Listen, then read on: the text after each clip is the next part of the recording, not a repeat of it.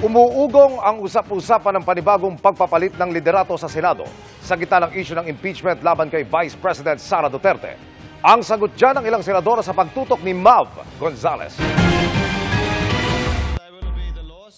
Ilang buwan lang matapos palitan ni Senate President Cheese Escudero, sinoy Senate President Juan Miguel Zubiri, umuugong na naman ang umano'y panibagong pagkilos ng mga senador para palitan ang kanilang liderato. Ang lumulutang na pangalan, si Senador Cynthia Villar.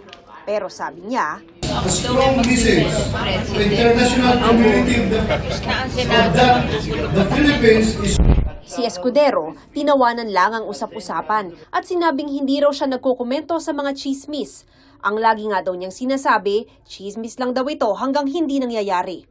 13 boto ang kailangan para mailuklok ang isang senador bilang Senate President.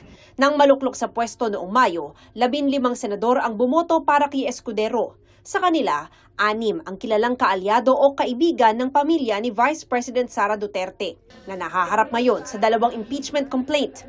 Kung matutuloy, ang mga senador ang uupong hurado sa kaso. Ang sabi ni Senador Bato de la Rosa, walang nangungumbinsi sa kanya na palitan si Escudero. Pero kung si Senador Cynthia Villar daw ang ipapalit, kung si Senador Villar, automatic kasama kung totoo yan. Kasi kaibigan kami, di ba? Pero wala akong narinig. Okay ba kami kay Senator Cheese? pero sir, Mga super, hindi ba kami, wala ba kami problema? sabi naman ni Senate President Pro Tempore Jinggoy Estrada, chismis lang ang napapag-usapang sa Senado. Mainam nga daw na manatiling Senate President si Escudero sakaling matuloy ang impeachment case sa bise. Kung sakasakaling umakyat yung impeachment dito sa atin, at least abogado yung represent.